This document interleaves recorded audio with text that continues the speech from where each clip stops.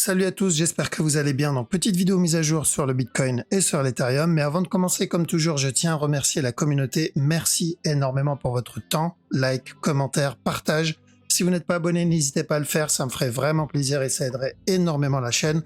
Vous pouvez aussi me suivre sur Twitter et sur Twitch pour ne pas louper mes prochains lives. Donc les lives, on les fait tous les mercredis à 19h et vendredi à 19h aussi. Donc vous avez les liens dans la description sous la vidéo. Voilà, donc sans plus tarder, on va attaquer la vidéo. Let's go.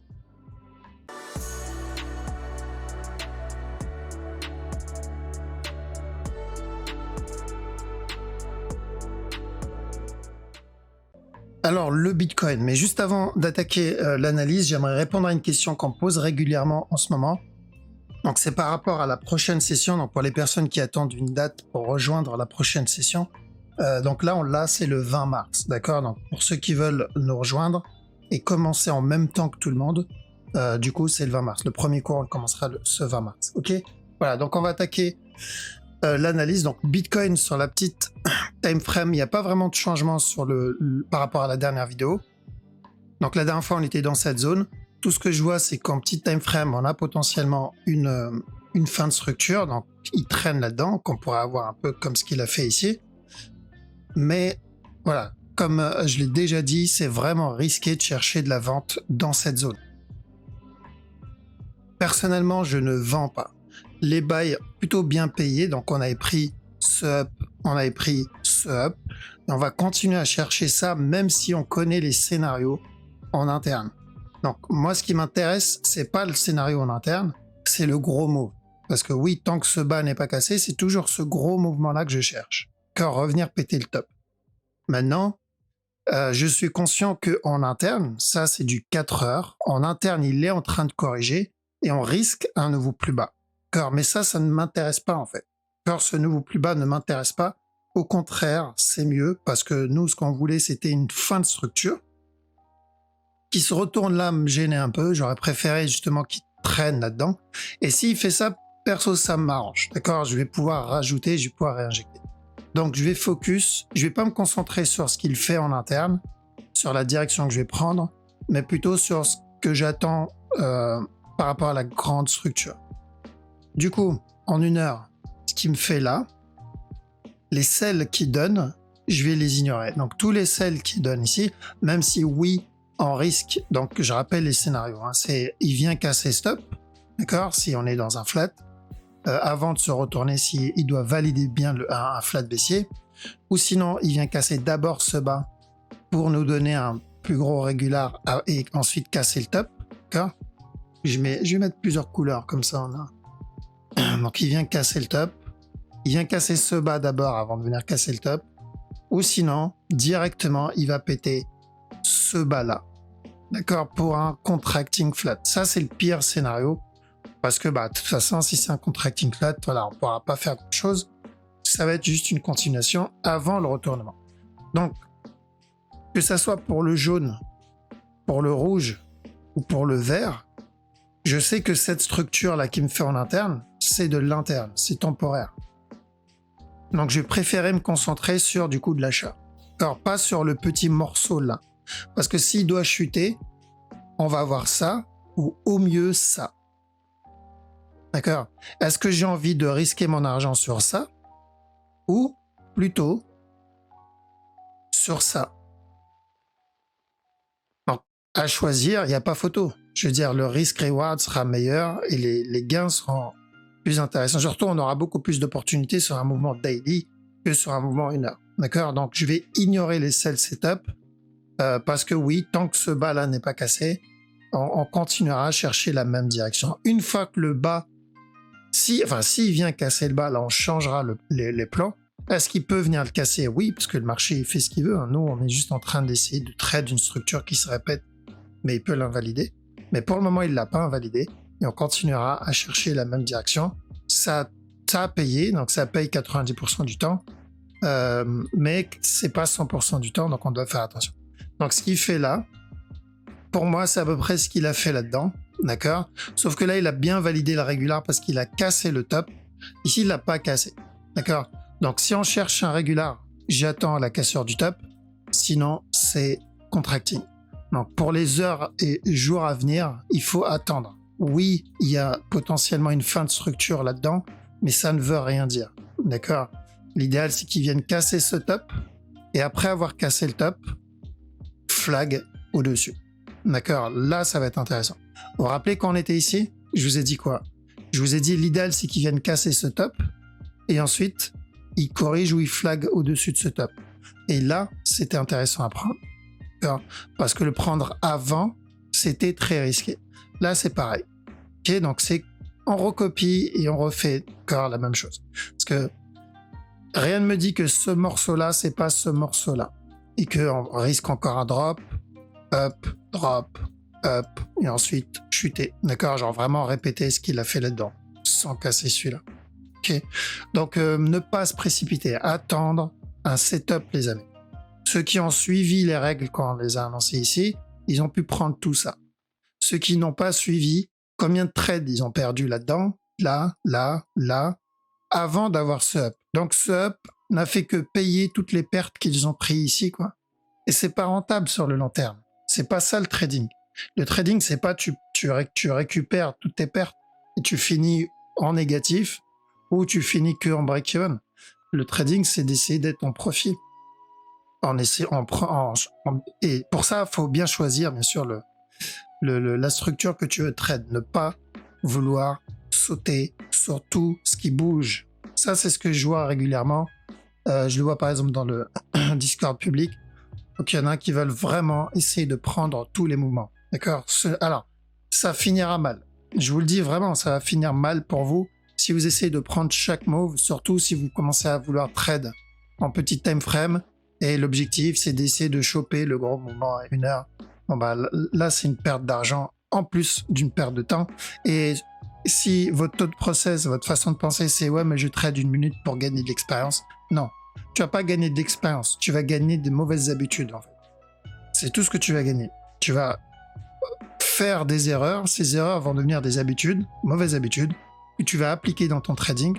Tu vas arriver au bout d'1 an, 2 ans, toujours au même point, sans comprendre pourquoi tu n'arrives pas à être profitable. Pourquoi tu gagnes, genre aujourd'hui, je sais pas moi, 5000 et le lendemain tu les perds. Pourquoi tu as fait 10 000 et le lendemain tu les as perdus? Pourquoi tu n'arrives pas à rester profitable? Bah, la raison, c'est ça. C'est que dès le départ, tu as commencé avec de la mauvaise façon. Dès le départ, tu as appliqué, on va dire, une mauvaise habitude que tu continues à faire. Et le problème avec les habitudes, c'est que c'est très très difficile à enlever. Vraiment. C'est très très difficile à enlever. Donc si on peut dès le départ éviter d'en avoir, ça nous fera gagner du temps plus tard. D'accord? Donc voilà, je préfère le dire parce que je sais que de toute façon, malgré que, quand on le répète ici, il y aura toujours des personnes qui vont vouloir prendre le risque parce qu'ils sont en train de courir après les gains, l'avidité, je veux de l'argent rapidement. Donc ils pensent parce qu'ils tradent en 1 minute qu'il va gagner plus d'argent. Non, c'est pas vrai. D'accord? Moi, j'ai commencé vraiment à gagner beaucoup et beaucoup plus quand j'ai commencé à prendre des structures supérieures. Non seulement je tradais moins, mais en plus je gagnais plus. Alors qu'avant, en 1 minute, je tradais beaucoup plus et je gagnais beaucoup moins. Pourquoi? Parce que le marché est beaucoup plus volatile et tous les gains que je faisais, je les repère derrière à cause d'une bougie, à cause des mèches, à cause d'invalidation de structure en interne, parce que oui, souvent c'est la grosse qui valide, la petite s'invalide. Et du coup, je me retrouve, voilà, je fais un pas en avant, 2 pas en arrière. Alors que quand j'ai commencé à partir sur des time frames supérieurs, certes, j'avais moins d'opportunités, mais quand il y en avait, j'avais une plus grosse probabilité de choper un gros move. Et en plus de ça, j'avais largement le temps de manager, de gérer mon trade, de prendre mes profits, de mettre mes break-even, de prendre des décisions. Pourquoi? Parce que c'est une plus grosse time frame, le temps d'avoir un retournement, le temps d'avoir un setup qui m'indique une fin de structure, donc le temps de voir une fin de structure, voilà, j'ai largement le temps de réagir. D'accord? Donc il n'y a que du bonus et que du positif sur des time frames supérieurs. On n'est pas obligé de faire du daily, mais 1 heure, pour moi, c'est très bien. Donc, si vous débutez, conseil, après vous faites ce que vous voulez, restez loin de la petite time frame. D'accord? Si vous traînez autour avec des personnes qui tradent en petite time frame, n'oubliez pas que vous allez faire la même chose automatiquement. Ça aussi, faites attention à ne pas vous faire influencer par les autres. Si je suis dans un groupe où tout le monde est scalper, j'aurais envie de faire la même chose et c'est peut-être pas la meilleure idée par rapport à mon style de trading. D'accord. Donc ça aussi, je l'ai remarqué parce que je suis passé par là. J'étais dans un groupe où il y avait beaucoup de scalpers. Ils partageaient leurs gains et j'avais envie de faire autant, enfin la même chose qu'eux. Sauf que ça ne correspond pas à ma façon de faire, ça ne correspond pas à mon style. Et tu dois trouver ton style, d'accord? C'est peut-être pas du scalping, c'est peut-être du day trading. C'est peut-être pas du day trading, c'est peut-être du swing trading. Tu dois le trouver, ça. Et pour le trouver, tu dois te chercher, tu dois te tester, tu dois essayer. D'accord? Donc attention à ne pas juste suivre, d'accord? Parce qu'il y a aussi les partages de gains. Il y a une personne qui va partager ses gains, mais il ne partagera jamais ses pertes. Donc on va se dire, bon, bah lui, regarde, il trade en 1 minute et il se fait beaucoup d'argent. Sauf que l'envers du décor, c'est qu'il partage que ses gains. Mais quand tu regardes sur une année ou sur plusieurs mois, il est en perte en fait. Alors, il partagera pas les pertes. Vous verrez jamais dans les chats ou sur Internet une personne qui partage du rouge. Moins tant. C'est très rare. Ça partage que les gains. Et ça a tendance à nous influencer mais vraiment plus du côté négatif. D'accord? Bref.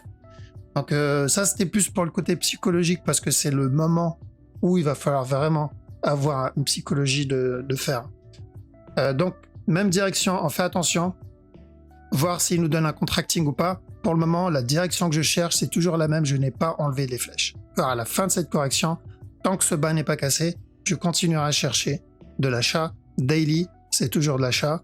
Ici, pour ceux qui attendent la fin de cette structure, on attend bien la cassure de stop, comme on l'a eu précédemment, suivi d'un flag derrière pour valider une nouvelle structure. Ethereum. Alors l'Ethereum, j'ai bien l'impression qu'il va venir péter ce bas pour nous donner un simple flat, d'accord? Simple mouvement en 3 temps au pire. Mais pour le moment, idem. En interne ici, on a potentiellement une fin de structure. Donc ou il viendra le péter direct et le Bitcoin aussi, ou sinon la fin de structure, elle est en train de nous indiquer une plus grosse correction avant de venir péter ce bas. J'aimerais bien qu'il vienne péter ce bas personnellement, parce que la direction est la même, ça ne change pas, mais je trouve ça c'est beaucoup trop pour que ça soit une impulsion. D'accord? Si il vient donner ça et il vient péter le top, ça veut dire que plus tard, il y a de bonnes chances qu'on attende un running pour une continuation. D'accord? Donc voilà pourquoi pour le moment, j'ai un gros doute qu'il vienne péter le top tout de suite, mais la direction ne change pas, ça va être juste la durée de ce qu'il fait en interne. Donc, toujours, une fois cette correction terminée, même s'il vient péter ce bas, j'attends ça. Ça, c'est pour la structure 1 heure, 4 heures. Structure daily, je répète, parce que je sais qu'on a des débutants. Une fois ça terminé, donc oui, on peut avoir ça, revenir péter ce bas, ça c'est pas trop grave. Une fois que tout ce qu'il fait là-dedans c'est terminé, c'est le up que je cherche. Donc je privilégie de l'achat, même si je sais que oui, en interne, on risque un dernier push vers le bas. D'accord? Et c'est normal. Si c'est un flat, c'est... voilà. Alors, qu'est-ce qu'on a d'autre? BNB aussi. Le moment est vachement correctif. Alors, attention au running ici sur BNB, qui est un peu plus propre que Bitcoin et l'Ethereum. Donc, on risque encore de la vente sur ce mouvement-là. Ok. Maintenant, tant que ce bas n'est pas cassé, tout ça, ça peut être juste la correction. Et encore un push. D'accord? Donc, vu qu'on n'a pas cassé ce stop-là, il y a toujours le risque de la cassure de ce bas. Ça, c'était important qu'ils viennent casser le top. Mais on n'a pas cassé le top, on n'a pas cassé ce bas. Ce mouvement, on ne peut pas le justifier avec un mouvement dans le passé, genre un running flat. Donc, si ce n'est ni un B, si ce n'est ni un B ni un C, c'est qu'il y a de bonnes chances que ça soit un A. Si c'est un A, ça veut dire ce qu'il fait là, c'est un B. Et dans ce cas-là, tant que ce bas n'est pas cassé, on attendra un C. Ok? Donc, mais on va surveiller parce que pour le moment, le B, il est encore vachement agressif. Et pour ceux qui tradent en petite time frame, que je déconseille, il y a le petit running ici, donc attention, on risque encore de la vente. C'est du 30 ou 15 minutes. D'accord? Donc ça ne concerne pas ceux qui tradent en une heure. Le DOT, pareil, attention, petit running là-dedans. Donc ce mouvement-là, tant que ce top ici n'est pas cassé, on risque encore de la vente, revenir péter ce bas. Pour l'analyse 1 heure, c'est exactement la même que le BNB, d'accord? Tant que ce bas n'est pas cassé, pour moi, ça c'est un A. Ce qu'il fait là-dedans, c'est un B. Donc ceux qui veulent tenter le running en 15 minutes ici, soyez vraiment vigilants sur ce move-là. On est sur une fin de structure. EGLD, mais pour le moment, pareil. Je vois encore de la vente là-dedans. BNB, je vois encore de la vente. Bitcoin, j'attends encore. Là, je vois pas de running flat. Ce mouvement-là, pour moi, c'est pas un running flat. J'en ai vu un running, mais moi, je vois pas de running. EGLD, regular flat, celui-là, mais j'ai... Alors, pour que ça soit un regular flat, il faudrait qu'il casse ce top. Sauf qu'il n'a pas cassé. Donc, si on le voit venir casser ce bas, on se retrouve avec deux possibilités. Un futur running, donc encore un up et encore de la vente, ça veut dire que la vente n'est pas terminée, ou un contracting. D'accord, un contracting flat. Donc ça voudrait dire on est sur potentiellement la fin de la structure. Donc, au final, s'il vient casser ce bas, et que je prends de l'achat, donc je pourrais chercher de l'achat en petit time frame, je ne vais pas viser la fin du gros move, mais juste le running. Alors, on va viser le running flat, donc juste ce morceau-là. Si c'est pas le running, c'est pas un C d'un running, mais un A pour une continuation, tant mieux, on est dans l'achat. Mais si c'est bien un running, bah on aura mangé au moins un petit morceau. Donc on vise le petit move, on vise pas le gros move. D'accord? Mais bon, pour le moment, il n'a pas cassé. Ça, c'est dans le cas où il casse. Le dernier plus bas. Luna, l'analyse 4 heures est la même que mercredi hein, et vendredi, donc je vais pas la répéter. Luna, le mouvement qui donne vers le bas est vachement agressif. Donc ce que j'attends pour le moment, c'est une plus grosse correction. S'il doit venir casser stop pour un futur running, c'est une grosse correction que j'attends ici avant de venir le péter. D'accord? Parce que s'il vient casser le bas là, c'est un regular flat. Et ça reste une bonne nouvelle pour ceux qui veulent réinjecter. Donc je suis sorti dans cette zone en profit. D'accord, j'ai pris une partie. S'il vient casser ce bas, on est dans un potentiel regular flat. Donc c'est enfin la correction qu'on attendait. Rappelez-vous, ici je vous ai dit on était dans un A, j'attends le B. Là on est potentiellement dans le B. Donc s'il vient casser le bas, parfait, là je réinjecte comme un porc. Après, si par contre il corrige, je vais attendre qu'il casse le top. Je vais attendre le C pour réinjecter comme un porc. En gros, s'il corrige, je vais plutôt le trade en petit time frame, mais je vais pas réinjecter, acheter du Luna à ce moment-là. J'achèterai quand il y aura le C. D'accord? Donc, ce que je vais faire, je répète, c'est si je dois racheter du Luna, je dois attendre un C. J'achète au C. Si je n'ai pas le C, je ne rachète pas du Luna. J'en ai encore un peu, je les garderai en attendant ce C. Donc à quel moment on peut avoir le C? S'il valide le regular flat, donc il ne doit pas casser stop. Sinon, s'il casse le top, je dois attendre le running flat. Donc là ou là. C'est tout. Je ne rachète pas du Luna tant que j'ai pas l'un ou l'autre. Par contre, le trade en interne, pourquoi pas. Mais ça, c'est autre chose. Alors lui, j'attends toujours le drop. On a dit de faire attention à un regular pour de la vente. Casseur du bas, c'est ce qu'on attend. Il n'a pas encore cassé, qu'on a dit attention à de la vente. Donc on attend la casseur de ce bas. D'accord, toujours. Et à chaque nœud plus bas, moi je surveille pour injecter dessus. Seul, j'ai bien l'impression qu'il est motivé pour revenir péter ce bas aussi. D'accord, tant mieux, parce que seul, c'est ma phase où je vais commencer à réinjecter. Parce que mon prochain objectif, c'est le B. Ce que je veux, c'est qu'à chaque nœud plus bas, je vais réinjecter. Prochain objectif, c'est d'avoir le B. S'il me donne un B équivalent au Luna, c'est un jackpot. Hein. Clairement, ça va être un très bon trade, parce que Luna, donc on avait dit d'acheter, nous, c'était dans cette zone. Donc rien que ce mouvement-là, c'est 87%. C'est pas négligeable. Et je crois que Sol, c'est la même chose. Alors Sol, c'est la même chose. Paul, c'est la même chose. Ok? Donc, principalement, moi, c'est le Sol que je vais surveiller. À chaque nœud plus bas, je chercherai de l'achat. Bien sûr, je pense que beaucoup l'ont remarqué. Faites attention à un potentiel running, comme ça. Mais ça ne change pas. On est dans une fin de structure, c'est nickel, c'est le moment de commencer à injecter dans Sol, qui est pour un B. Donc même s'il nous donne juste la moitié du mouvement précédent, c'est plus de 100%. Donc ça va être encore plus profitable que le Luna. Et VET, on l'a rajouté parce qu'on me l'a demandé. C'est exactement pareil que le Sol. On est, si vous regardez bien, sur à peu près la même fin de structure ici.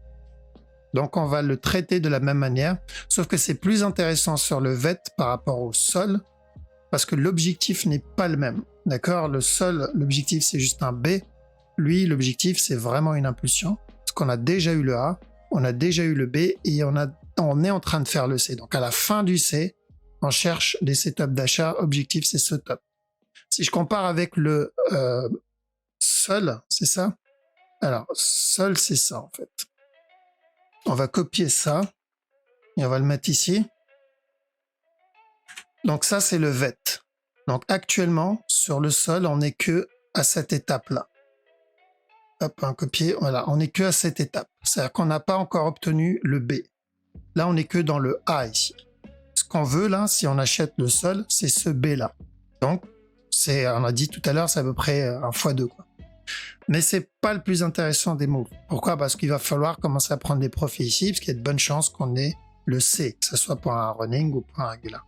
Et là, ça deviendra intéressant encore plus pour le sol. Le VET, c'est déjà le cas. D'accord? Le VET, c'est déjà le cas. Je peux commencer à accumuler ici.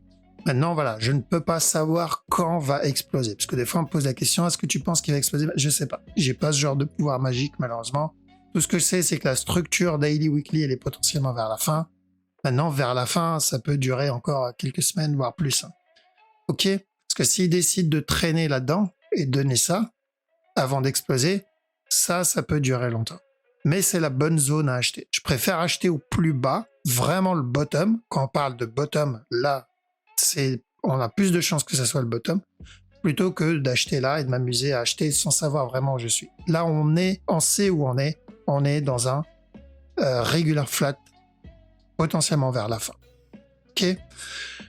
Voilà, donc je pense qu'on a fait le tour. Du coup, faites attention, ceux qui trade spot. Bon, il n'y a pas trop de soucis, c'est le moment encore de racheter au plus bas, d'accord? On rachète au bas de ce running. Il y a pas mal d'opportunités actuellement dans la crypto, il y a pas mal de belles structures. Allez voir les rediffs de mes lives. Vous avez les structures qu'on surveille, CHZ, ENJ, Rune, XRP, tout ce qu'on met en vert, c'est des structures qu'on surveille qui sont peut-être vers la fin et que c'est intéressant de commencer à accumuler, donc n'hésitez pas à aller jeter un œil. Mais voilà, bonne opportunité, on va en profiter. Faut juste être patient, faut juste être calme, pas besoin de paniquer. C'est le moment d'acheter, quoi. Je veux dire, s'il y a un moment d'acheter, pour moi, c'est pas au top. Là, nous, on était en train de chercher de la vente. Mais là, nous, on est en train de chercher de l'achat. Ok, voilà. Donc, prenez soin de vous, les amis. Faites pas de bêtises. Ceux qui tradent en petit time frame, écoutez-moi, au moins pendant cette phase-là. D'accord, attendez que la grosse time frame, la grosse tendance haussière commence au moins avant de commencer à faire les cow-boys sur la petite time frame. Parce que dans une zone de correction, vous allez vous faire vraiment bouffer par la structure. Ok? Voilà. Donc, passez une bonne soirée. Je vous dis à la prochaine. Ciao.